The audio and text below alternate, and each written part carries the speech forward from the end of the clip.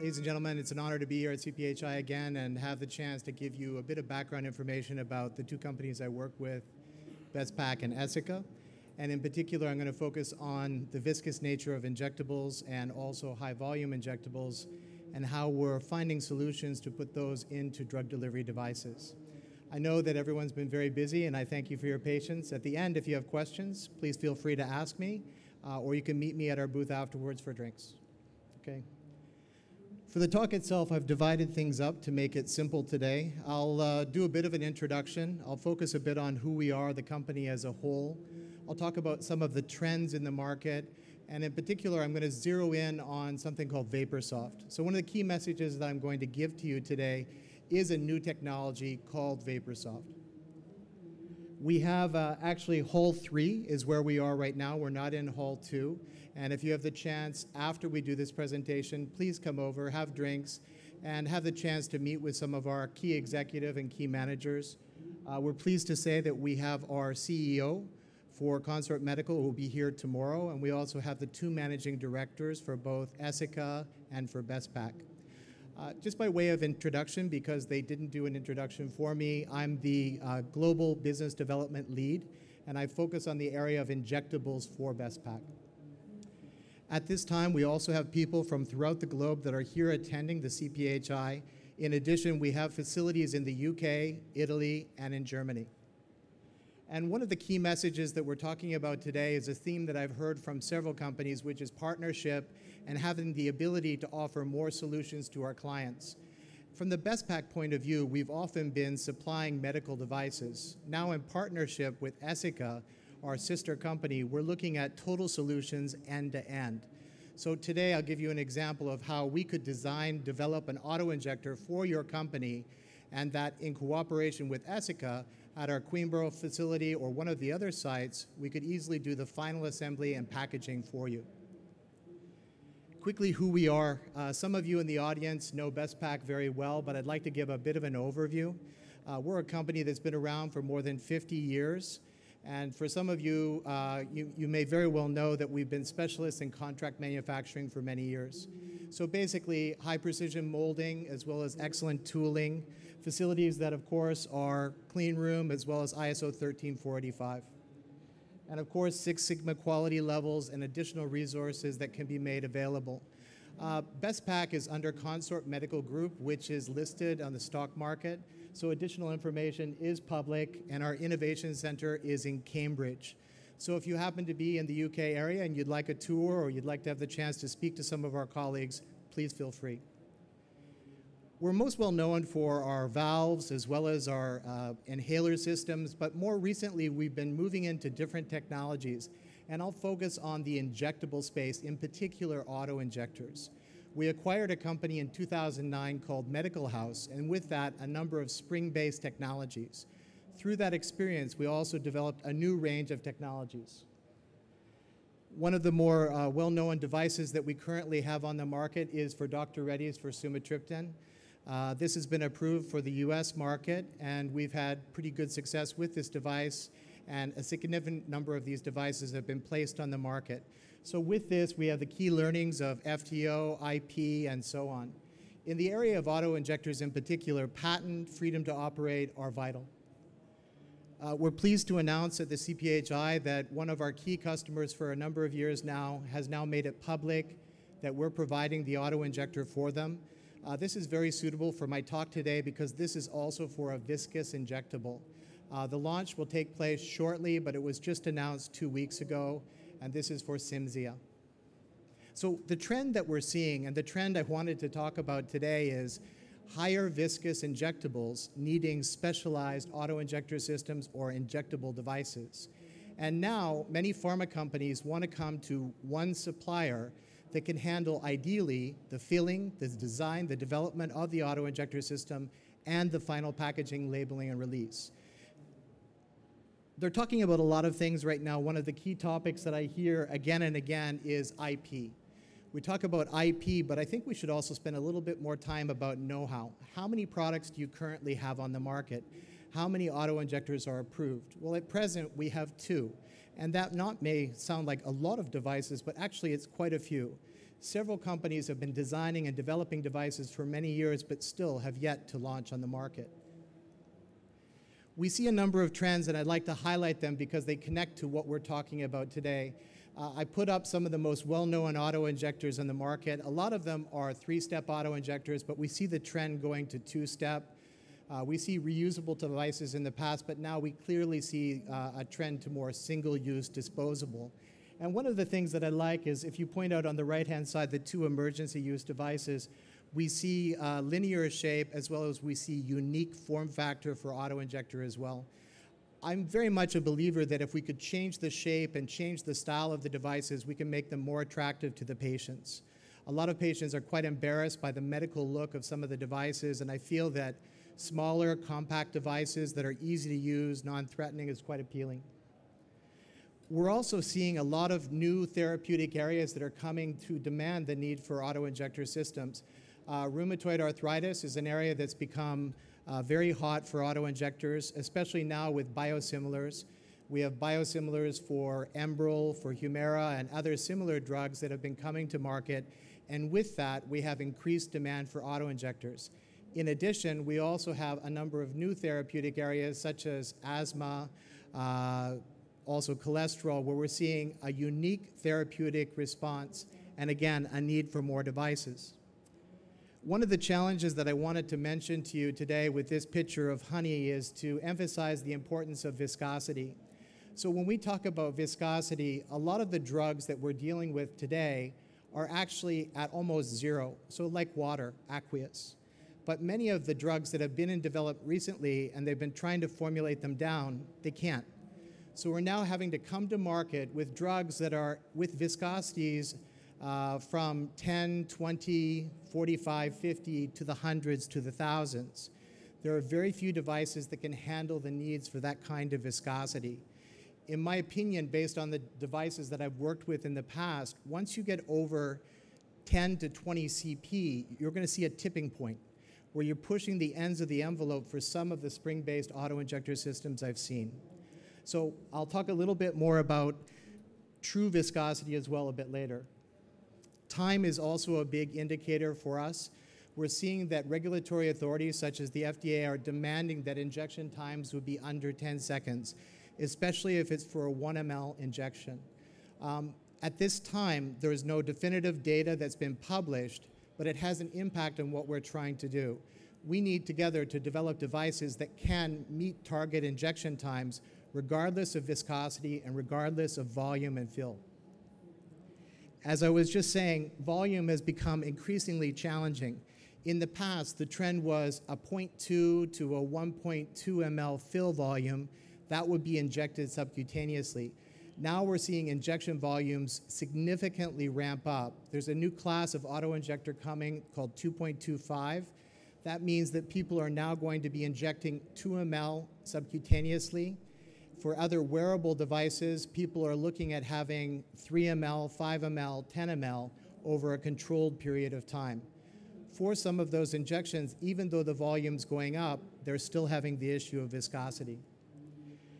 The last thing I'd like to mention as a challenge in the industry is breakage. A lot of the prefilled syringes were never designed for auto-injector use. As a result, even for lower viscous formulations, we're seeing breakage in some of the devices that have been going to market. The FDA is very sensitive to these kinds of devices and these kinds of potential recalls. So what are we doing about it? Well, our company has designed and developed a technology called VaporSoft. VaporSoft is basically, we've taken a can, very similar to the asthma inhaler can, and shrunk it down in size, and we're filling it with the propellant HFA. We're now using that instead of a spring-based system as the driver for our technology. The good news for you is that we can customize this. So we have a chart on the right-hand side where we can use different types of HFA in the exact same can to deal with different levels of viscosity and different volumes. So what that means is potentially you could use the same device for multiple formulations. What we've also done in the age of pre-configured devices is tried to anticipate some of the needs of the market. We've developed a range of devices now from the top down. We're looking at the Serena Micro, to the Serena Mini, and then the range of auto-injectors. So the micro is an assisted syringe support tool, and it can be used at early clinical stage. And then the Mini in itself is very much like a safety device. But we find the majority of our clients are looking at auto-injector. However, auto-injectors take several years to develop. So what they would use is the Serena Micro at the beginning because it'll have the same force profile. So as you can see here, we could use the same VaporSoft or HFA in the earlier studies and later transition to the auto-injector quite effectively. I'd like to, in the interest of it being in the afternoon, and I'm sure you're a little tired, show you a very brief video. It's only 1 minute, and I'll talk through it with you.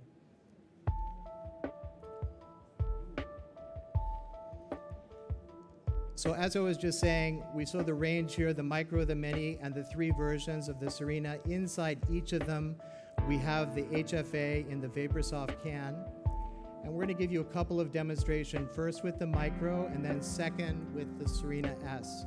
On the left, we have high viscosity. On the right, we have low viscosity. We're injecting at the same time, but we're using different types of HFA, but we're able to achieve the same target injection time.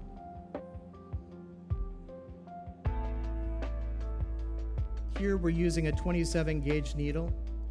The trend in the market, though, has been clearly to shift to 29. And here is a quick sample of one of our auto-injectors. This is the Serena S 2.25. Simple 2-step operation, uncap, place against the injection site, smooth 2 ml injection. And of course, we can deal with a significant level of viscosity. Now, the levels of viscosity have given us some challenges in the past with our spring-based systems, but I wanted to be clear on one point. We can actually handle quite a bit of viscosity with our spring-based system, but we found that we were pushing the ends of the envelope. So as we go further into the higher levels of viscosity, we believe that VaporSoft is a better solution. Now, if we're looking at a 1 ml 50 CP solution, 27 gauge needle, we can easily do it under 10 seconds or less. So if you change that to a 29 gauge, it's still manageable, all right? One of the other benefits is what we call a platform approach. A lot of companies are having 1, 2, or even 3 injectables. If you're a biosimilar company, for example, you may have 3 different fill volumes, 3 different injectables, and 3 slightly different viscosities. If you do that and have a traditional approach, you'll have 3 separate systems. But if you're using, say, the Serena or the VaporSoft approach, you have the potential of using 1 single device for 3 drugs, and you can even change the industrial design. Here we show a range of viscosities as well as high viscous, low viscous, and different primary containers. So when we look at the Serena device, we've developed our auto-injector so that you could swap out 1 component, and this 2.25 auto-injector actually can also handle a 1 ml. I think that's very unique in the market, and the form factor is incredibly small. I have one in my pocket. I'm happy to talk to you about this size, but discreteness is very important. Now, what is VaporSoft? A quick review of the benefits. I think the simplicity of VaporSoft to me is HFA is very well known. I'm asthmatic, so since I was young, I've been using HFA 134A in my asthma container since I was a little boy. So there's a lot of medical data. There's a lot of information on how this propellant is used, and we feel it's a good fit. In addition, we can handle viscosities well over 300 CP. We're even talking to companies and working on programs right now that are in the thousands. Now, there's a lot of information in my slide deck, and for those of you that want it, I'll provide some of the data after the presentation is over. I want to talk a little bit more about something I think is really important, and I want to focus on it, the final assembly aspect of it. So our company, Bespak, works now very closely with Aesica. And one of the things that I first was excited about was our experience and background in final assembly of auto-injector and dealing with millions of devices every year. So a lot of companies, biopharma companies, when they're looking at final assembly, filler, device company, it's several different companies. Our goal is to integrate that. And let me explain again a little bit more about how that would work. If you worked with our company and wanted to use one of the Serena systems, we would use that as the base technology for you. We would customize that device, and we would shape that device to suit your patient needs. And then we would work with our partner Aesica, or internally at Bespak, to also develop final assembly. Basically, if you provided the drug to us, we could easily then do the complete package. And with Aesica, we could also manage the filling. We could also do the project management throughout the entire range. So one of the things I wanted to highlight today is, because my Aesica colleagues cannot speak up here, I see one of them in the audience, I wanted to highlight that we have 10 years of experience in the final assembly of auto-injector. Very few companies have that much experience and technology. We have a really good standard, a really good rate. There's the opportunity for tours if you'd like to have the chance to see the facility and understand the people that have been behind making that a success today. And that's at our Queenborough facility in the UK, very close to London. I was just there actually last week. We have a range of secondary packaging options. We can do blisters, we can do standard packaging. And one of the more interesting requirements that I wanted to highlight is serialization. This is another area that we can customize the packaging for the needs of the unique market. So if you're dealing with Germany, for example, they'll have different packaging needs than my country, Canada, and other markets throughout the world. And of course, we have the cold chain management system and pallet space to provide the additional storage needed. Now, I wanted to not talk too much about the partnership, but it is such an integral part of what we're trying to accomplish together. We feel that by working with Aesica and Bespak as partners for your biologic, we can provide end-to-end solutions for you. And I've tried to just summarize a few of the key points. We're seen as an innovator in the device technology field right now, especially from the Bespak point of view. Aesica is seen as an expert in the area of final assembly and packaging. We feel it's a good fit end-to-end. And in particular, the types of companies that are coming to approach us are usually very large pharma or specialty biotech companies. And quite a few of them have come to us with a challenge. I'd say most of them have been focusing on viscosity, but we're also seeing other companies that are approaching us now that are very much just focused on having a differentiator. There are so many companies that are using almost exactly the same device in the market today. There will be some confusion.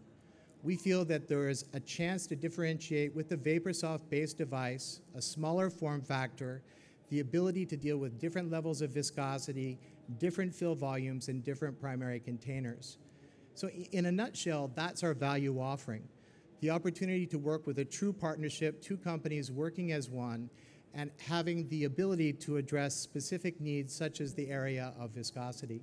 So I wanted to leave myself with a bit of time to answer a few questions. I do hope that there's going to be at least one or two, and I'll do my best to answer private questions if they need be afterwards. Are there any questions, please?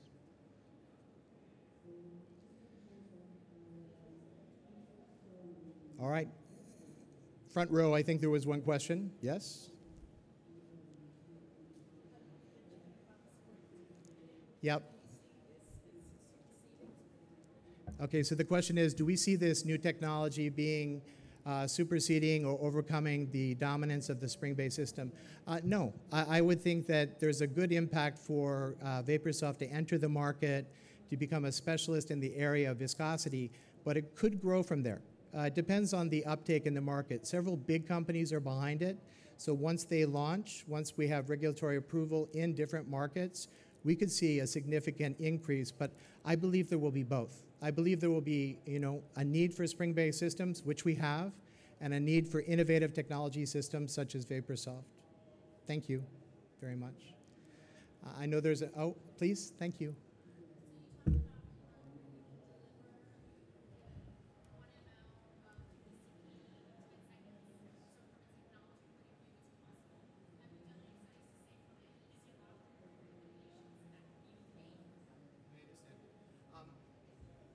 We've left that side of it primarily to the pharma companies.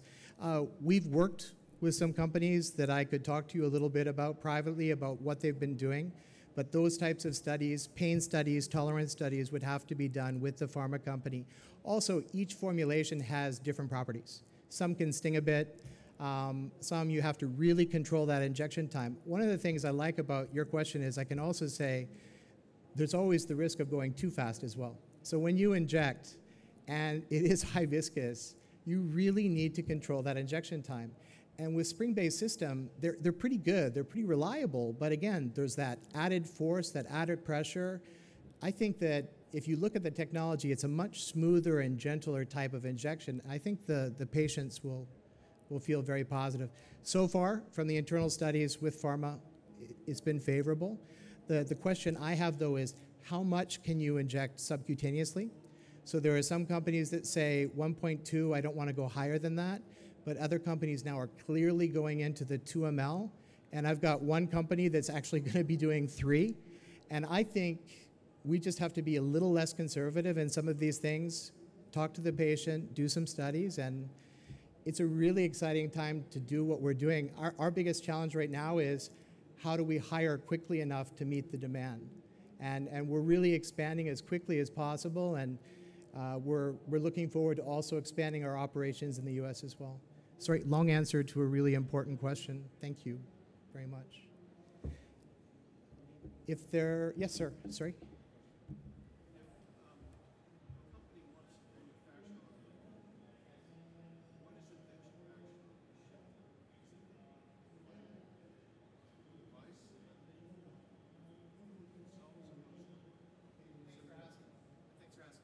So the question is, what do we ship the pharma company? Is that what you're asking, sir? Yeah.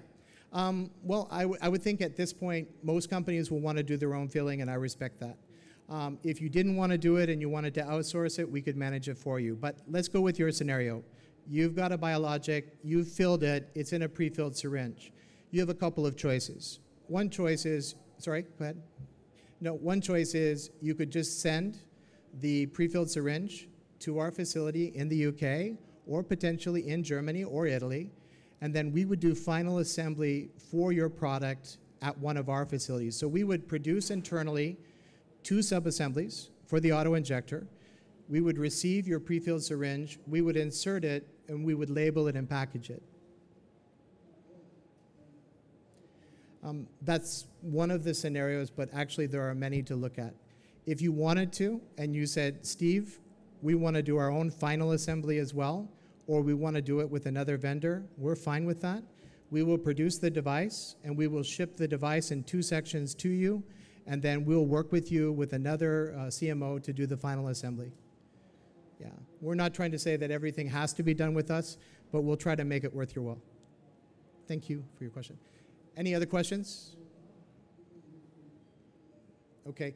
I really appreciate your time today, and I've been reminded by our marketing manager, Christina, that I should, again, invite you for drinks over in Hall 3. I will stick around, though, because a couple of you had some really interesting questions, and I'd like to talk to you a bit more about it, and I'll be here for the next 2 days. Thank you very much. Thank you.